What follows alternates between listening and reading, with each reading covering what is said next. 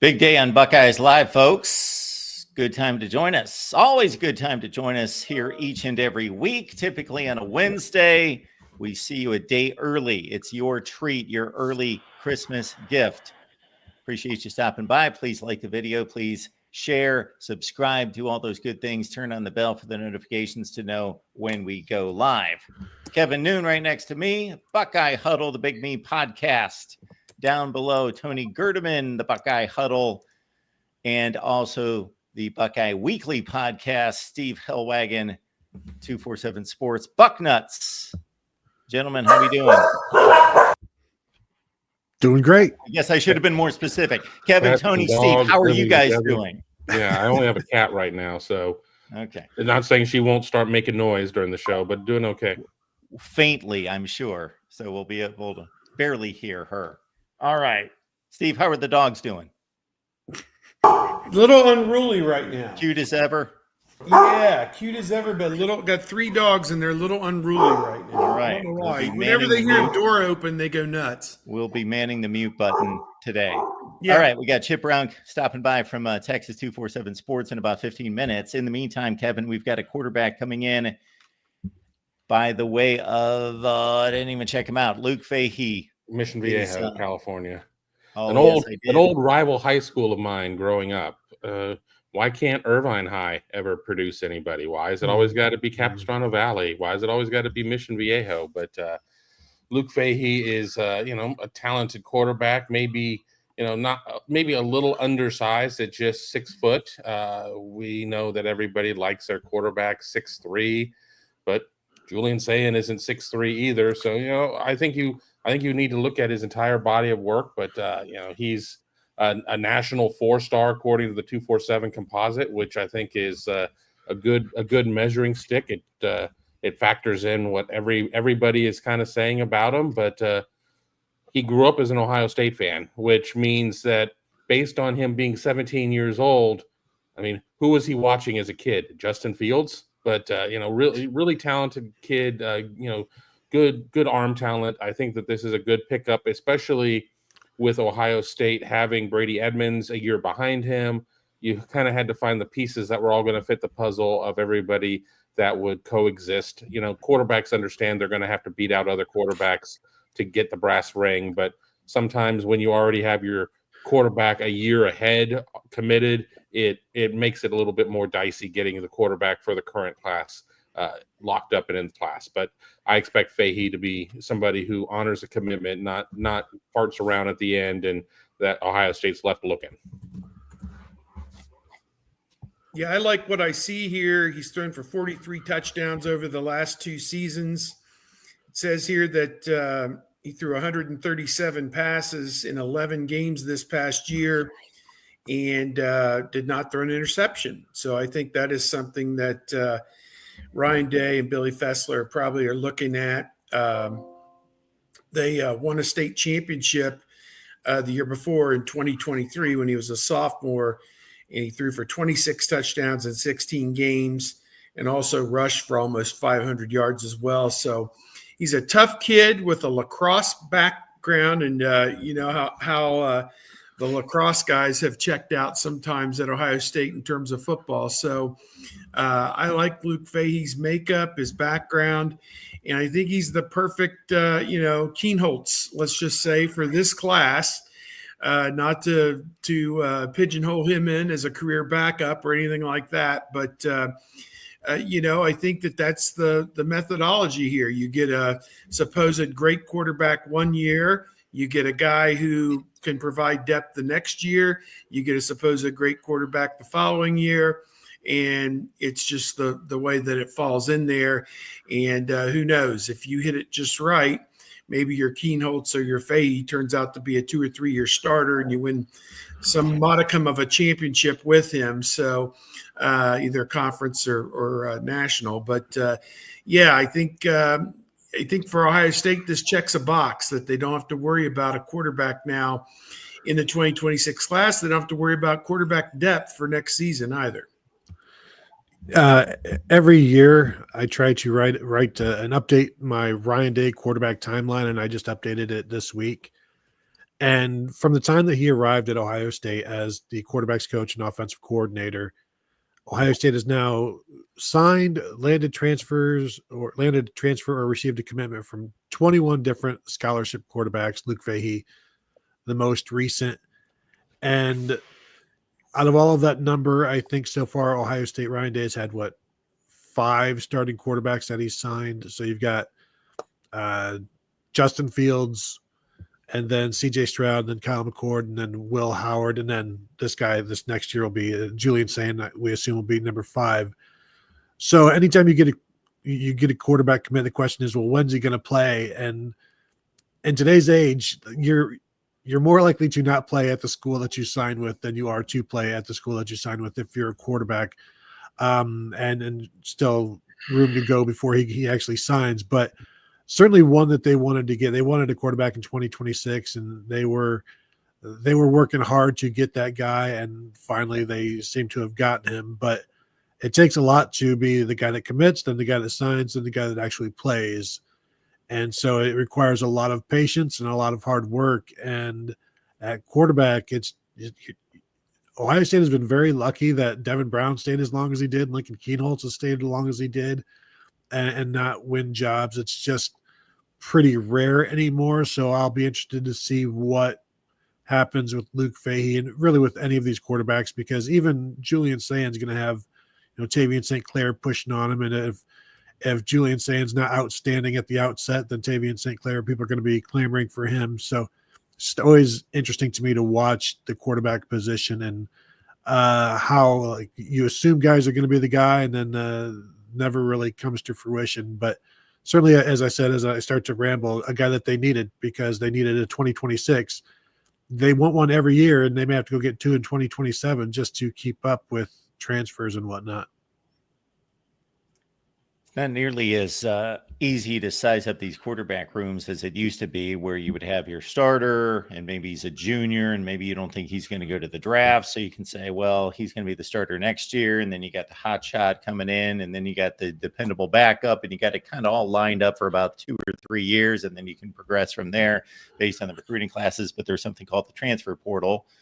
But if everything goes as scripted, saying is 25, 26. And if he's that outstanding, then he moves on to the NFL, and then St. Clair in from there, I guess. That's the idea.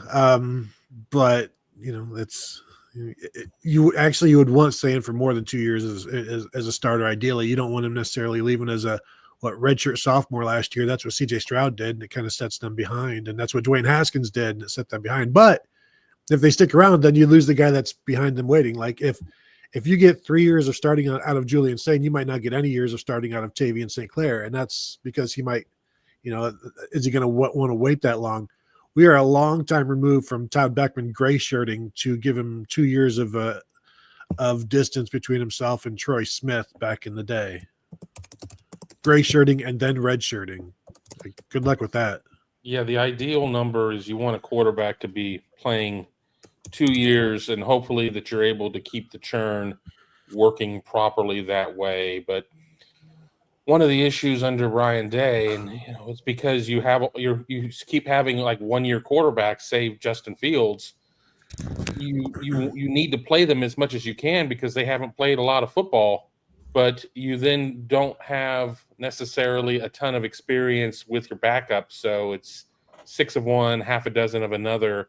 How do you handle it? We've seen that generally, in order to be successful in the NFL, you need to have closer to 2 years of playing time as a quarterback in college. So if Ohio State is going to be any sort of QBU, they need to figure out how to change those numbers a little bit. But we saw Ohio State kind of struggle to get its numbers to where it needed to be, going to Houston Christian University to get its backup quarterback for this season, just to get a fourth body in the room. But it's gonna be a challenge moving forward for every program, especially with quarterback being that Cadillac position, and players getting 3-year deals for $5.1 million for a high school player. just imagine what a quarterback who has 2 years under Ryan Day could potentially get in the portal to come in as a 1-year rental. Got folks making the show about 10 minutes in. If you want the breakdown on Luke Fahey, just at the end of the show, obviously go all the way back to the start and catch up with everything we've got. Just to let you know, we got 2 commits for the Buckeyes this week. And then we've got Chip Brown from Texas 247 Sports joining us in about 10 minutes to break down Texas, Ohio State. All right, the timeline for defensive linemen a bit different, and the Buckeyes get one from the state of Ohio and one Jameer Perez, Kevin. And people don't like to see the ranking at 28th, but obviously with the offer sheet and the scouting could say something completely different. Yeah, Jameer Perez, one-time commit to Florida. I think a lot of people said, a lot of fans said maybe some ill things about him when he committed to Florida. And it's like, just you wait. He's probably not done yet. There's a lot of talk of this kind of being a Jerome Baker type of situation, committing to Florida on an emotional decision. And then after cooler heads and people around him kind of counseled him, ends up playing for the home team. With a player that's north of 350, it's really difficult, in my opinion, to be a 4-star or 5-star because there's just not, I mean, unless you're like Braun Strowman in WWE or something like that, unless you're the Undertaker, there's not a lot of people with 350, 350 pounds, 360 pounds, and you're like, well, that's good weight. It's going to take a little bit of time to break him down and rebuild him. And that's not going to say that he's going to be playing college football at a yoked up 325 or anything like that. But, there's going to need to be some time spent in reshaping his body and getting him to where he can play eventually 35, 40 snaps a game. We saw Tyleik Williams coming out of high school, coming out of the COVID year in Virginia, did not play a senior season. Tyleik admitted to himself that he spent a lot of time with his feet up on the sofa eating chips and watching TV or playing video games or something like that. So, I think with Jameer, it's just going to be a matter of how quickly does he get into the weight and conditioning program and how does his body respond to it. I mean, the good news is it's a lot easier for a 17-year-old to make those types of changes than a fat 53-year-old such as myself. Or a fat 57-year-old such as myself too. But I think I saw Jameer at the Ohio State camp, and he seemed to have good mobility for a guy that size. And I think that you got to like what you see. I know that Mark is putting on the film here of Jameer in action. So let's see him there at 6'4", 330. I think there's some discourse. Whether he's 350, 340, 320, whatever he may be, but he's a big human being, that's for sure. And he showed me at the camp that he wants to be a good football player. That's kind of what I came back with, that he would, run his rep and get right up, listen to Larry Johnson, the other coaches about, what he can do to improve and put it to work. So that was impressive to me. Again, Glenville High School has been a pipeline for Ohio State, and it feels like it's starting to work out again with Sincere Johnson already in this class, and now Jameer Perez as well. So interested to see how his senior year goes at Glenville. Is he productive? Is he a guy that helps them win football games? Do they go deep in the playoffs? They're not a Division I team anymore. I think they're down in Division III or Division IV in this 7-division setup. So they have a chance to advance and maybe win some playoff games, and we'll see what kind of impact that Jameer Perez can have along the way. And then he'll come in and provide some much needed depth at defensive tackle. This is a position that the Buckeyes are kind of, over in the, if you had that meter that's over in the red level right now, that they really needed some depth over there at defensive tackle. So to me, a win all the way around to get an Ohio guy. Ohio doesn't produce, perhaps, like it should, but this is an example that he's a guy that can definitely help them, no doubt. In terms of the excitement about him, I'll just say Ohio State fans should use the same amount of energy that they were using when he committed to Florida, and convert that anger, all of that energy that you use for anger that Ohio State lost a Glenville kid, and then turn that frown upside down. I would say use that same energy to be happy, regardless of where he is ranked, because at one point people were very upset. So it must have meant a lot to you at the time. So let it mean the same to you now that he's going to be a Buckeye. Folks, if you can't catch us on YouTube, we've got the audio available from all the Buckeyes live shows and all the other shows that live stream here on the Ohio State channel. Just look us up on your favorite audio platform, as you can see on the ticker below as well. We've got memberships available. We've got the Block O Club. We've got the JT Wasn't Short tier.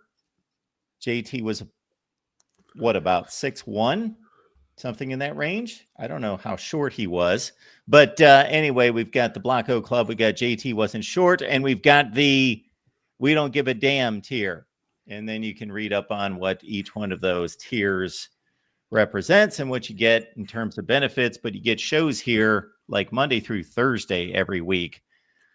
So there is that.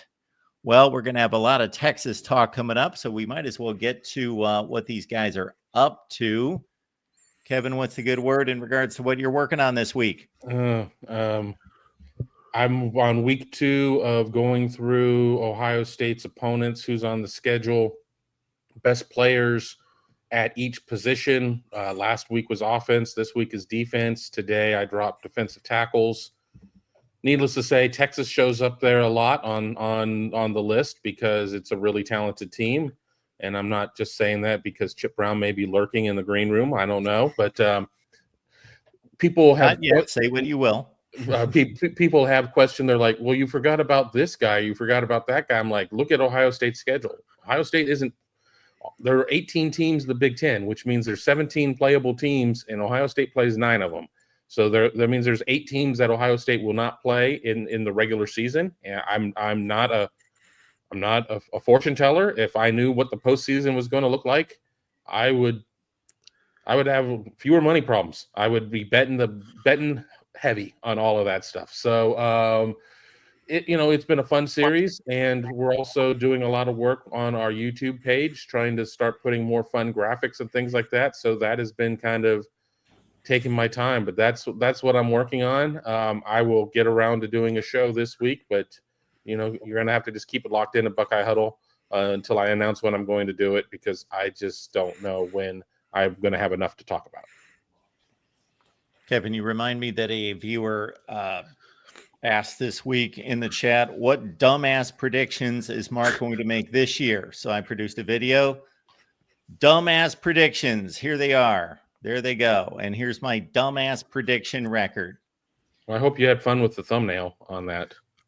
I just gave it kind of like a goofy. Well, I was going to say it all helps. I need to get to the point of where I don't take myself so seriously to be willing to make dumb faces and I don't know and put that on a thumbnail. I don't know if it would work or if it would chase people off. Probably both. Yeah, well, the thumbnail mystery still has yet to be solved by me. That's for sure. Tony, what's going on with you? Just continuing my daily series, 50 for 50 of some Big Ten, Ohio State, and National College Football predictions, and some things to look forward to, and some top matchups for the Buckeyes individually. So you can find that at BuckeyeHuddle.com. And then just dropped an episode of the Buckeye Weekly Podcast where we go through the entire freshman class and talk about who we think's playing and who we think's redshirting this year. So you can find that. That was dropped last night, so it's available everywhere. As I mentioned, the quarterback, the Ryan Day quarterback timeline from 2017 to now, it's quite a winding road, if you will. You can check that out. It's a few scrolls down the page because it was a few days ago, but you can find that at BuckeyeHuddle.com. Steve, what's going on in your world? A little bit of this, a little bit of that. The good news was I got to play golf yesterday at Muirfield Village Golf Club, the home of the Memorial Tournament. They had rescheduled the media outing. The bad news was that monsoon rains came in about the 7th hole. So I was like 12 over through 7 holes, playing with our friend Dylan Davis of the Delaware Gazette, Tim Hall from 97.1 The Fan, and some others of our friends were there. Are the dynamic duo from Toledo, Dave Briggs and Kyle Rowland were there. Some local TV people from Columbus, and I was soaked through and through, and said, I'm done. They all went back out and finished the round. I went home. I was done. So that was a good experience, but a bad experience yesterday. And then I'm leaving. As soon as the show is done, I am driving to Charlotte, North Carolina to go to Adidas basketball tomorrow. A lot of the top prospects Ohio State basketball is looking at, most notably a top 10 player originally from Lebanon, Ohio, Anthony Thompson. He's currently at Western Reserve Academy up in the Akron area. He's a national top 10 player in the 2026 class, and he'll be there, and we'll be talking to him. So got that going on. And then some football stuff. I am wrestling the analysis of the greatest wide receivers in Ohio State history. I am wrestling that to the ground. I've judged them in 15 categories, and that's going to be a lot of fun. I've got to tabulate that all up and get that written. Maybe during this trip to North Carolina, I'll have a extra couple of hours where I can get that all together. So that's one of my fun projects. Going to work on the consensus poll, taking all the magazines and polls and mashing them up into one big mega poll that's probably going to tell us that Texas is number one. So, I guess we'll just have to wait and see about that. But that's a lot of the stuff I'm working on right now. 15 categories. We're ranking like route running, one-handed catches. Yes, all that. And, wow. And a lot of statistical. I'm giving bonus points for, a guy that's all Big Ten first team, all American first team, and bonus points if you win the Fred Biletnikoff Award, which Terry Glenn did in 1995, with one of the great single seasons any Ohio State receiver will ever have. And Marvin Harrison Jr. did in 2023. So we'll see if Jeremiah Smith can go for a Biletnikoff double-double the next 2 years, 2024 and 2025, certainly being hyped up to that level, no doubt. Steve, you also need, I'm going to give you a 16th category, crappiness of quarterback. And yes. See, there are so many variables in here. Like some of the guys only played 3 years. Terry Glenn really only played a year and a half, and 94 was forgettable. He wasn't even a factor. And then he got his stuff together for one great contract year in 1995, parlayed it into being a first-round pick and a 15-year NFL veteran. It's very, very interesting stuff and a lot of apples and oranges comparisons because, like, Chris Olave played 4 years. How does that equate to David Boston and Marvin Harrison playing 3 years and so on and so forth? So, well, I know we got to change the subject, but Joey Galloway, if he had played modern day football, would have been crazy. I asked John Cooper about that last year. I'm like, Coop, what do you think Joey Galloway would have been like in today's game, on this football team? He's like, I don't know. I just want to know how they're going to be able to re-sign Jeremiah Smith this year. His concern was, we got to keep Jeremiah Smith. How are we going to afford this guy? Tony, you could have added to that question, how effective would Joey Galloway have been at Illinois that 1 year when you did not throw a pass the entire first half? Maybe he would have been pretty effective had you thrown it maybe once or twice down the field to him. He couldn't. Coop couldn't beat Illinois. We talk about Michigan. We talk about bowl games. Lou Tepper bested him more than once. The turtle. I mean, I don't understand how the hell that one happened. For everything that Coop did, that was great, and he's in the College Football Hall of Fame and everything else. I mean, there certainly are some things on there that even when I see him around the halls of the Woody Hayes facility, I'm just like, I really would love to sit down and have a beer or a Metamucil with him and kind of talk this stuff through and kind of get things from his perspective, because I wasn't in the media at the time. I was a pissed off undergrad and was having fits over it. Me too. All right, let's size up Texas and Ohio State. And by the way, I'll just throw in my dumbass predictions did include Ohio State winning the national championship back in August. And then even after they lost to Michigan and 11-0 in the playoffs, money line, and 8-3 against the spread. So those were my dumbass predictions that particular viewer was alluding to. All right. We got Chip Brown stopping in from Texas 247 Sports. Chip, good to see you. Appreciate you stopping by. What's going on, fellas? How's it going? Well, we've got about 8 weeks to size this one up, so we thought we'd do it early on here because people can't get enough of this matchup, Chip. So I'm going to get you revved up here and then turn it over to our 3 experts. I saw a 6-point spread the other day. Is that true? That seems a little thick in terms of Ohio State being a favorite. I had seen like 4 points earlier in the summer, but I got to think 1 yard away, basically, from tying the game with about 4 minutes left is sticking in the craw of certain Texas players, the ones at least that have not moved on to the NFL. Yeah, I mean, this was a hell of a game in the college football playoff semifinals a year ago.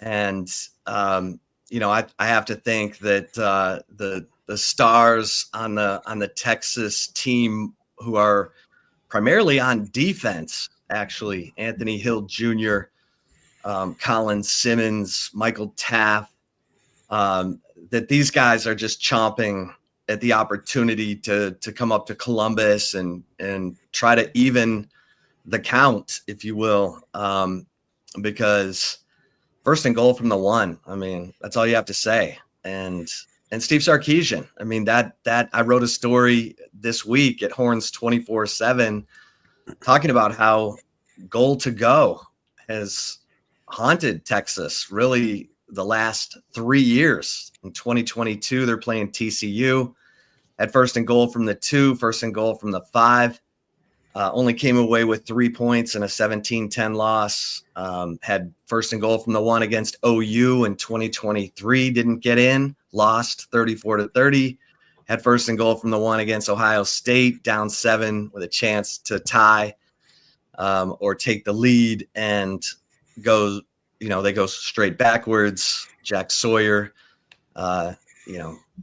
just puts an exclamation point on the nightmare. And so, Steve Sarkisian, he's got to develop an identity down there in those situations. And that's got to be a culture play for Texas, especially with, Arch Manning now.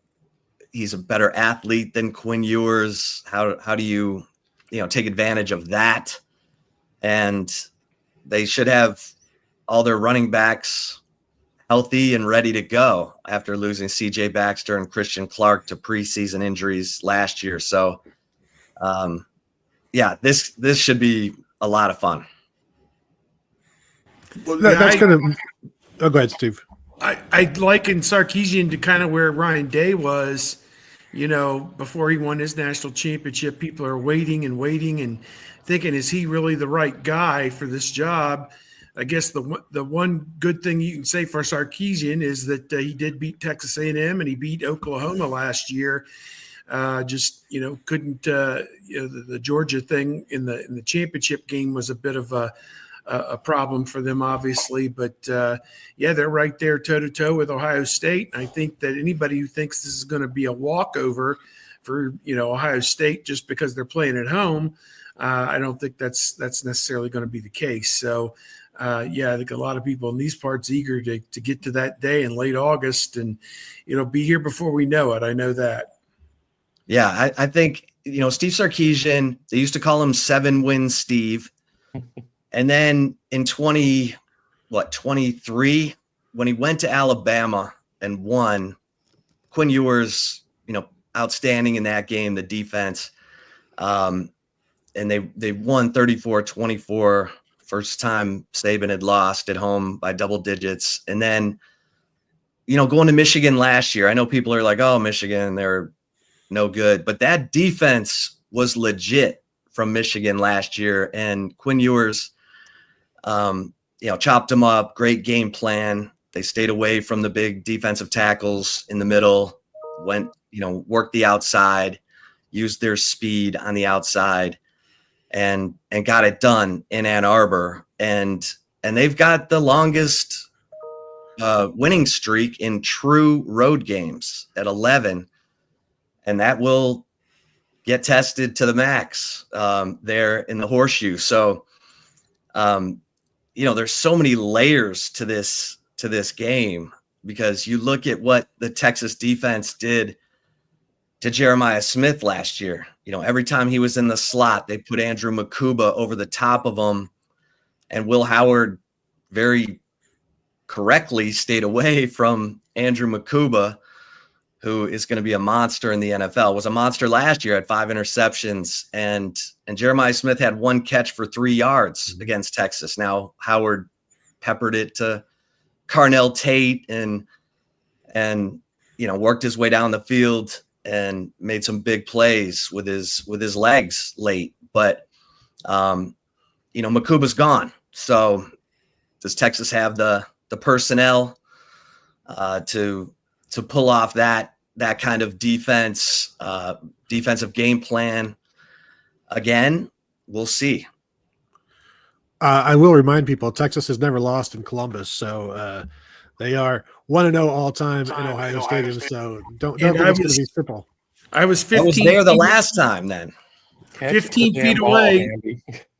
I was down there watching Texas drive into that north end zone. I was 15 feet away when Lima Swede caught that pass in the corner of the end zone, landed squarely on his back. And I said to anybody who was standing there, I go, that is a Texas touchdown. And nobody wanted to believe it, because it was just stunning. And he was just close to the out of bounds marker, but not out of bounds. So that was one hell of a play that Vince Young and Lima Swede pulled off, no doubt.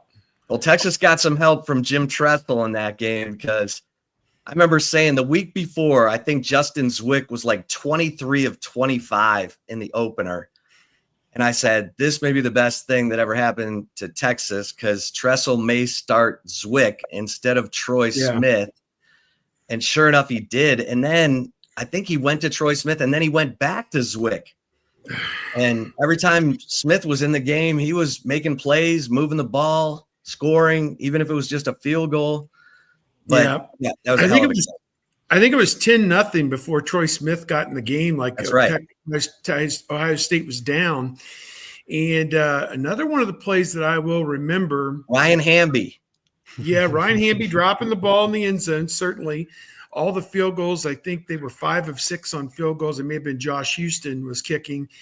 And they missed the one that, would have helped them toward the end. Not that it mattered, but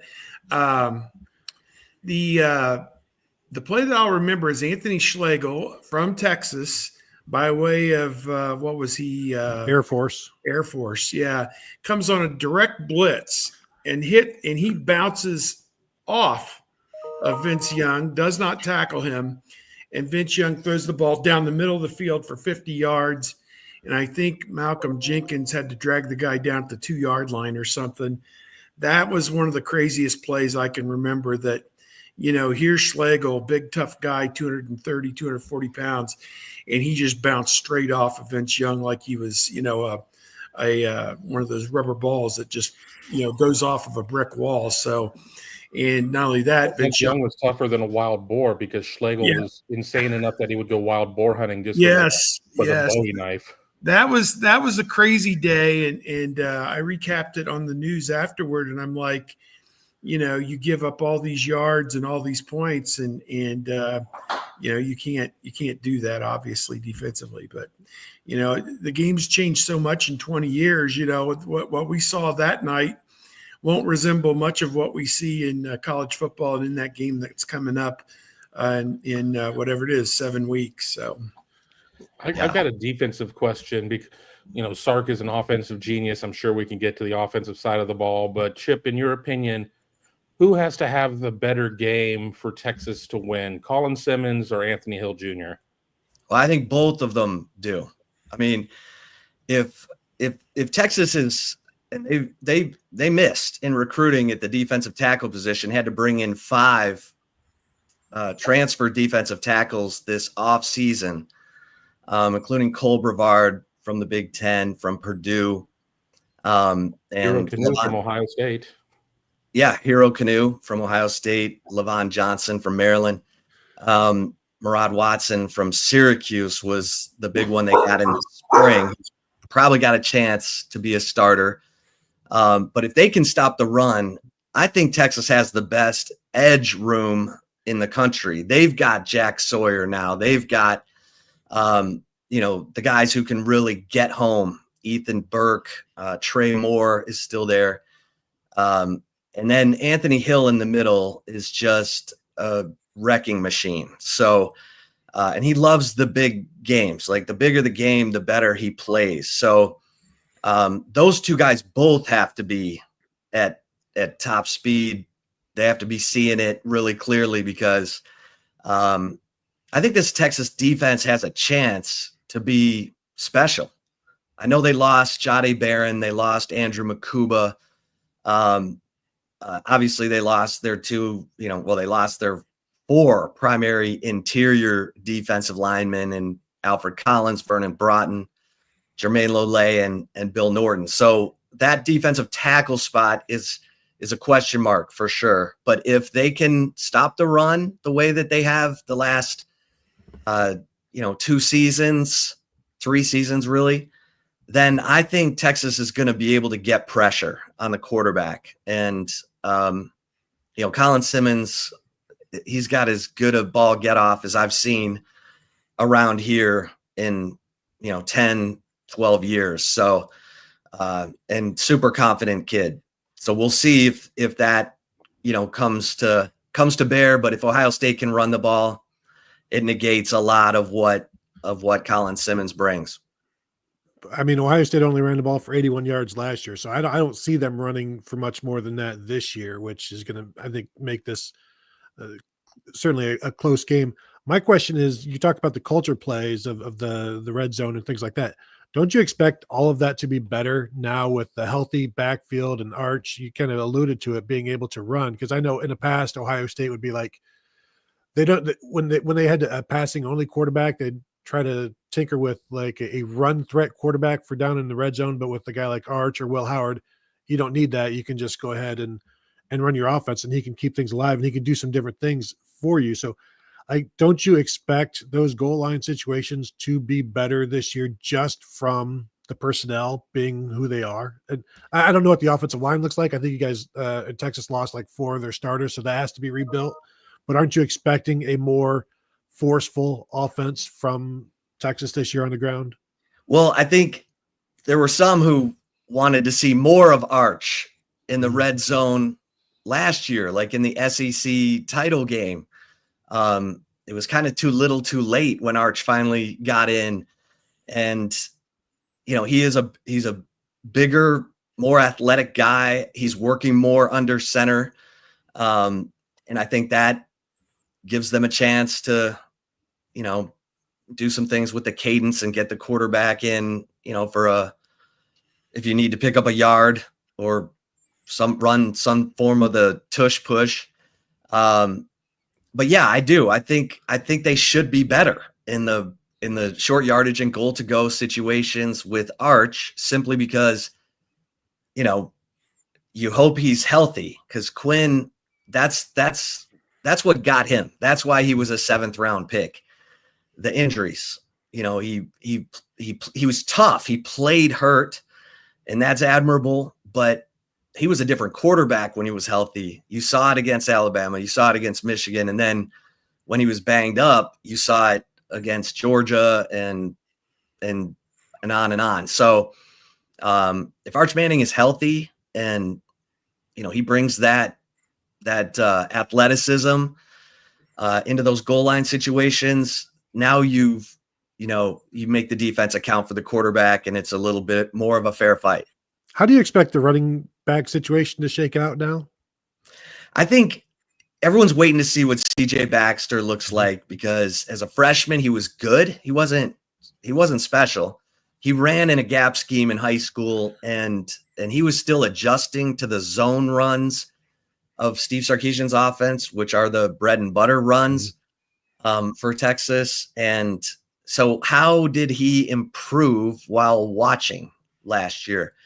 Because Quintravian Wisner is not, he's a grinder. He's not, he's not going to make you miss in a phone booth or, spin moves like Bijan Robinson. He's just going to grind out, 4 yards. And, but that was effective. He ran it 33 times against Texas A&M and I think ran right into the hearts of Texas fans. But if CJ Baxter is a lot better than what he was 2 years ago, that's the guy that everyone's waiting for. Big, strong, fast, can run through you, can run around you. And so we'll have to see. We'll have to see where he is from a confidence standpoint, because Christian Clark is the guy that Tashard Choice told me runs more like Bijan Robinson, jump steps, spin moves, elusive. And we've never seen Christian Clark in a game because he snapped his Achilles in fall camp last year. So there's a lot of intrigue as it pertains to the Texas running game. There's a guy, James Simon, who's the least heralded running back in the recruiting class, who I've been told is Jarek Gibson with better hands. And Jarek Gibson is their downhill guy. He's the guy they put in the short yardage situations, the pounder between the tackles.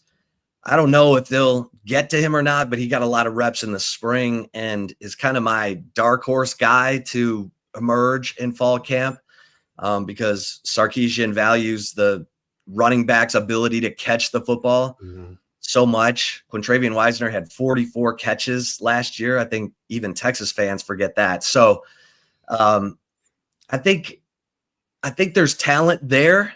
They've got to figure out the roles. Looking at receiver, that seems to be the question that I have looking at the offense. Obviously, Ryan Wingo had a couple of touchdowns. DeAndre Moore had 7 touchdowns. Khalil Lockett is figured to be very much in the mix as a true freshman. I mean, with losing guys like Matthew Golden, I mean, what is the prognosis of the receiver room? I mean, Ohio State, and I've said this in pieces I've already written about looking at the game. It's probably best for both teams that they're getting each other week 1 and not week 8 when some of these positions have maybe filled in a little bit more. But, what is your overview of receiver, especially breaking in a semi-new quarterback in Arch? Yeah, I mean, it's a little bit of a mystery, but obviously DeAndre Moore is the leader of the room. He's the vocal leader. He's the guy who, is at practice first, holds guys accountable. And I think people are looking at him and saying, well, he could be this year's Matthew Golden. Others are, waiting for Ryan Wingo to break out because he was in the same conversation with Jeremiah Smith and, Ryan Williams coming out of that recruiting class. And Jeremiah Smith and Ryan Williams were the only guys getting talked about last year. Ryan Wingo had some nice plays, some big plays, but had some drops in some key games late in critical situations. So he's got to take it up a notch. The guy who really intrigues me is the Stanford transfer, Emmett Mosley V, because he's a guy Texas really liked out of high school, but then he tore up his knee. He ended up going to Stanford and had 4 touchdown catches. I think 2 of them were on 4th down. Like, he was a go-to guy for them in as big a situations as Stanford could have last year. His parents are both Notre Dame athletes. His mom won the Heisman for soccer. So he's a guy, and I'm hearing that he's really kind of adapted quickly to their summer workouts and his fit in. So I think you've got those 3 guys who've played in games. And then it does sound like Khalil Lockett is starting to emerge of the freshman receivers that they brought in terms of summer workouts. So, Lockett's a burner. He's in that mold of Sarkisian receivers who are 6 feet and can fly and stretch, the defense, take the top off the defense. So, and I do think Arch Manning is a better deep ball passer than Quinn Ewers. So I think that excites Steve Sarkisian, because we know Sarkisian likes to, take some shots downfield. And that was a bit of a struggle for Quinn all through his career, although he hit him against Alabama in 23. So we'll see what Arch Manning's got in that department. Steve, you're muted. You're still muted. Okay. There you go.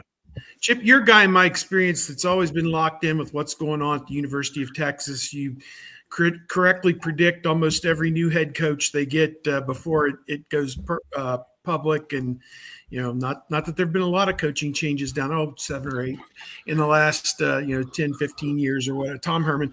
But at any rate, I want to ask you, kind of go off topic and ask you about NIL.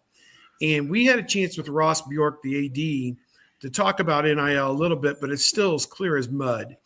$20 million, football getting 15, 16 million of that at all the football schools, straight cash payments from the school to the players totaling $15 million. We're hearing now that it's going to be a $30 million price tag because everybody put all those deals in place for this season before the new rules came into effect. So you could basically spend as much as your collectives could raise up until that deadline, which for some of the top schools is going to be in that $30 million range. Going forward and trying to sign 26 players and trying to get transfers next year, et cetera, it looks to me from the outside, you have your $16 million, then whatever you can get in bona fide NIL deals that will pass the NIL Go clearinghouse, what's that going to be? $4 or $5 million bucks? That doesn't add up to $30 million.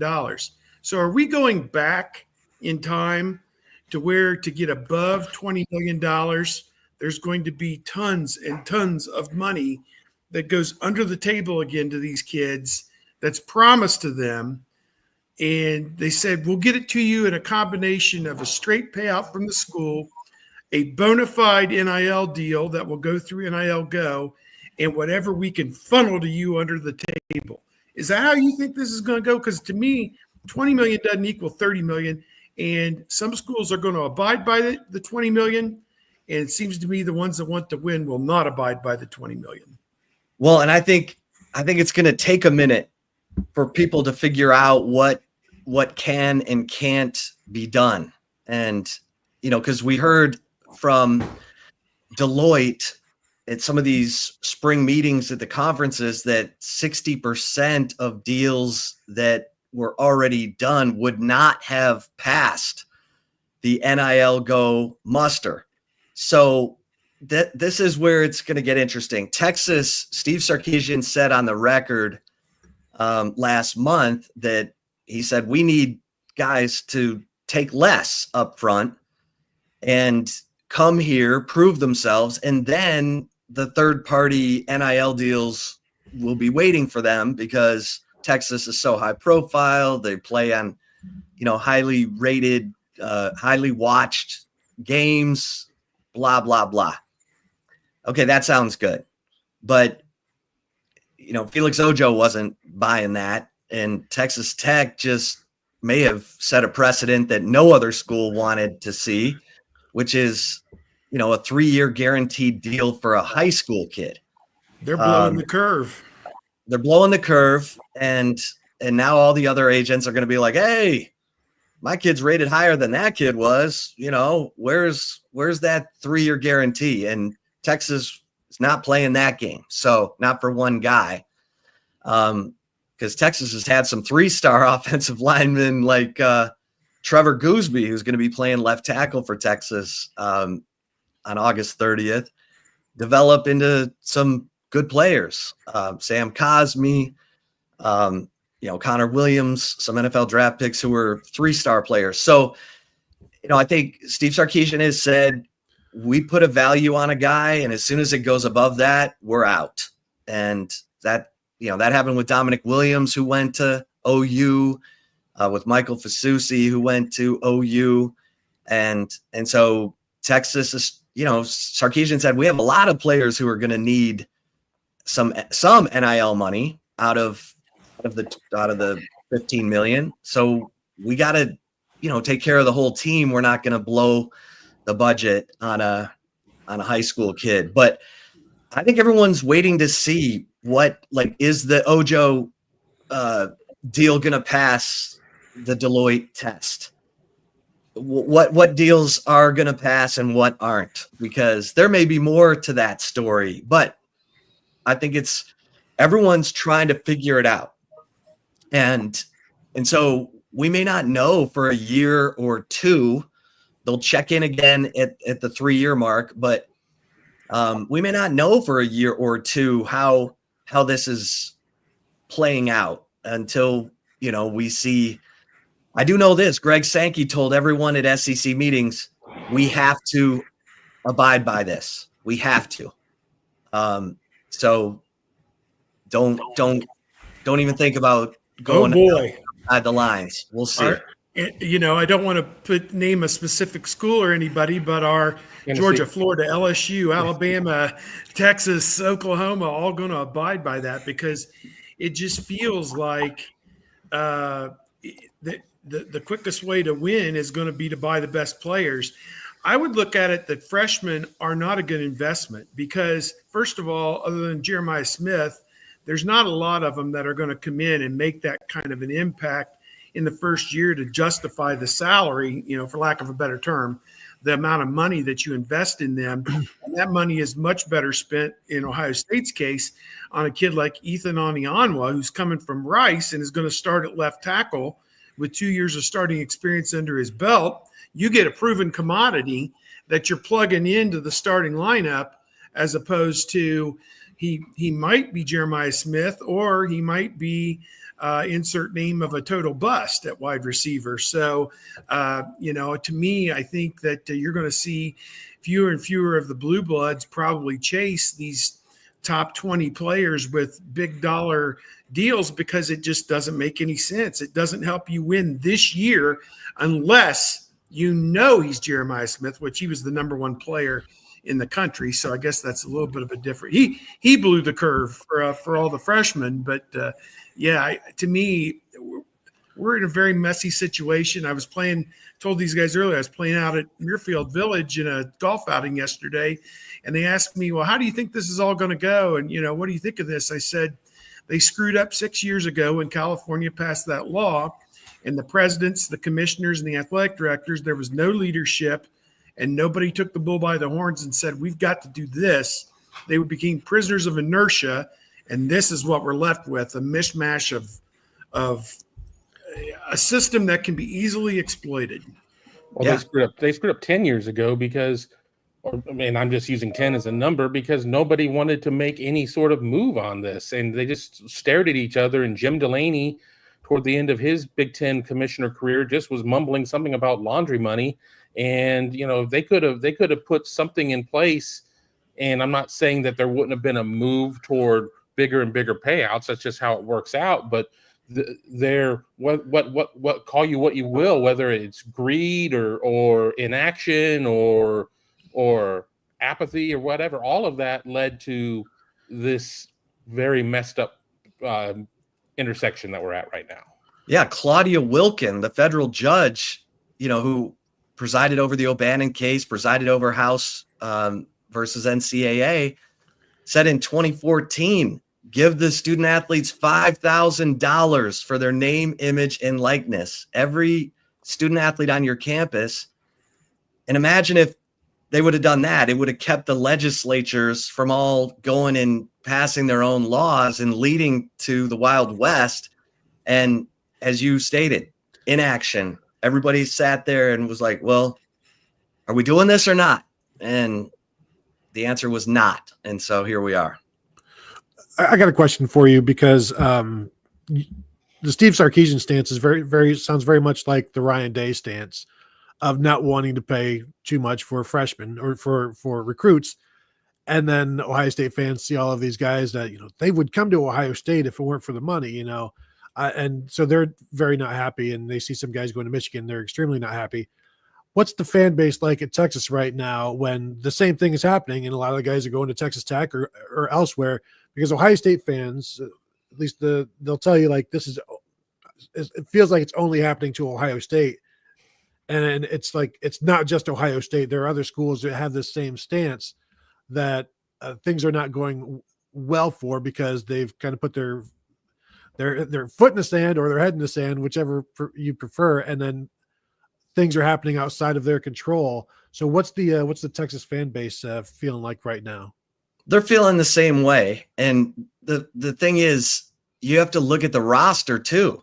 Mm-hmm. Ohio State and Texas, there's not a clear path sometimes to playing time for some of these kids. And so they're like, well, I'm going to go over here and I'll take the money, because Sarkisian has said, look, if you're a program that doesn't have as many talented players as, say, Texas or Ohio State, then you can offer more money to one kid, and that kid, his eyes are going to pop out, and he's going to think about it, and then maybe he takes it. And so, the fans just see that and think, what's going on? Well, what about the last 3 recruiting classes in those offensive tackles that you have on campus? I mean, Steve Sarkisian's not worried about it. And so, the fans, this is that time of year where the official visit season, it's about to go quiet. So things will calm down, we think. And you still got to get to December. But yeah, Texas fans are like, what? That kid he was signed, sealed, delivered Texas. He's going to Texas Tech. What's going on? And then, you look at the roster and say, okay, you still have some dudes at that position. Don't loosen your grip a little, and let's see what things look like in December. Well, one of the examples I always use in terms of going and buying an offensive lineman, Paris Johnson, an Ohio kid, would be the kind of guy that you would go spend $5 million for. And yet he started 1 year at left tackle for Ohio State. He was a reserve as a freshman, was the starting right guard as a sophomore, and then started 1 year at left tackle for Ohio State before leaving for the NFL and going to be like the number 3 pick. Did you get your $5 million out of that guy if he was recruited? The answer is absolutely no. So I'm very convinced that you do not buy offensive line recruits because even if they can't miss, doesn't mean they're going to play right where you need them right away and play well. So I'm not saying Texas dodged the bullet with the Felix Ojo thing, but it's just a crazy time now watching what's happening. And we'll see if you can buy some sort of a championship. A lot of coaches are convinced you can't, because you need the culture to do that. And we'll see if the culture comes. Yeah. The one thing, even Felix Ojo's agent, Derek Shelby, said on SiriusXM radio this week that the price changed for Ojo. He was going to get more money if he could have gotten something done before July 1st. It's going to be less money now. And he said the numbers are coming down. Now, if the agents can explain that to their clients and everybody understands that there's going to be less to pass around, and that the guys who got in that window were the fortunate ones, where the market went up like, a tech stock, and then it, when the rookie salary cap came into the NFL, Sam Bradford was the last one to get the monster signing bonus. That's just tough. So if that can be relayed from the agents to the clients, then maybe we do get some form of sustainability here and not the Wild West.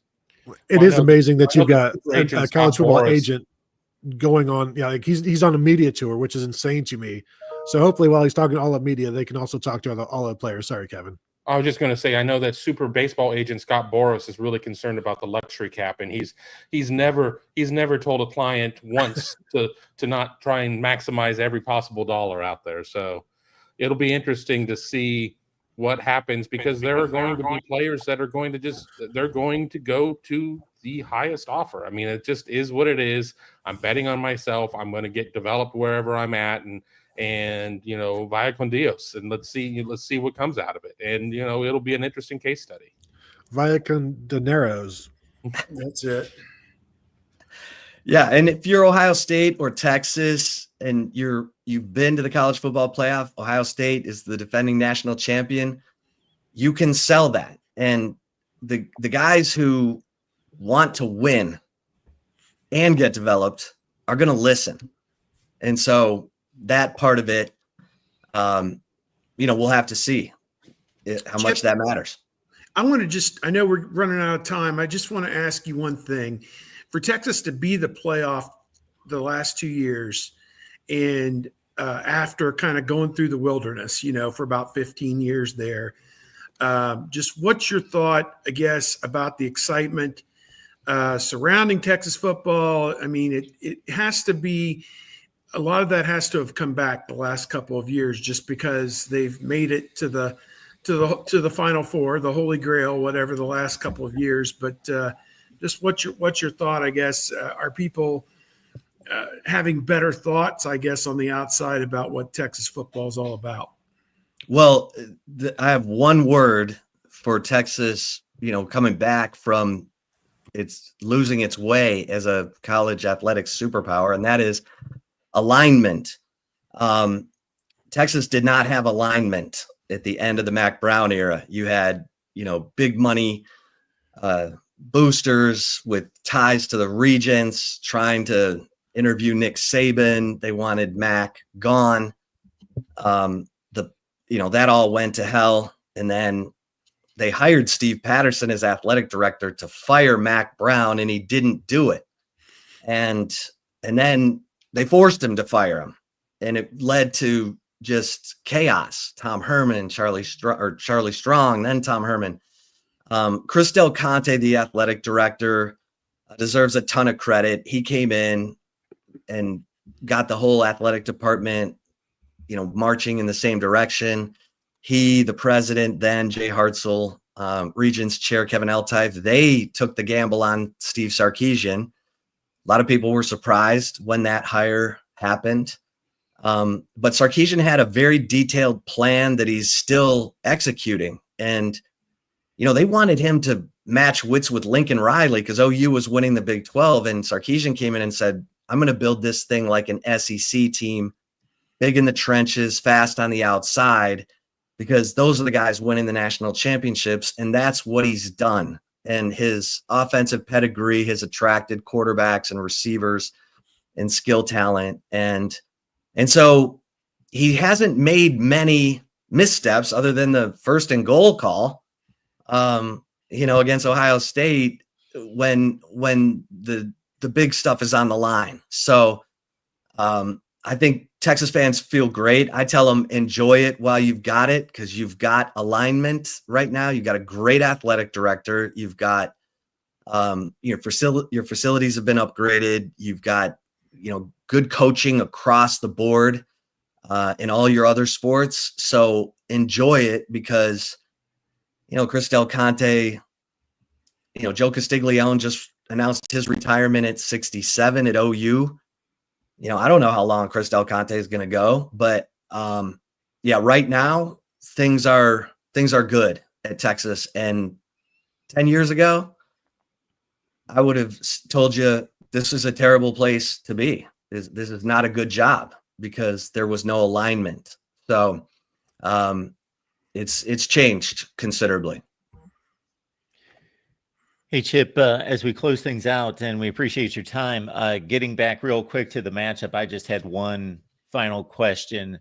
And you had mentioned in your NIL spiel about offensive line recruits and how 3 stars have come through. And obviously this program for about 10 years plus was a wasteland when it came to recruiting 5-stars along the offensive front, but not developing them. And the NFL draft was void of Texas offensive line talent.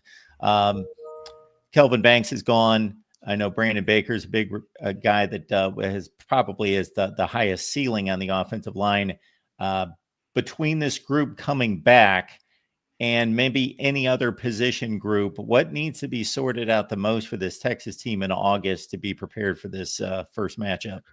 Yeah, I think the offensive line is pretty well set. I think you've got Trevor Gooseby at left tackle, Neto Umazulu, who's a 4-year guy in the program, has waited patiently for his turn at left guard. Cole Hudson, another 4-year guy who started every game as a freshman at right guard, will be at center. DJ Campbell is the 5-star, the lone returning starter. And then, you mentioned Brandon Baker, probably going to be the right tackle.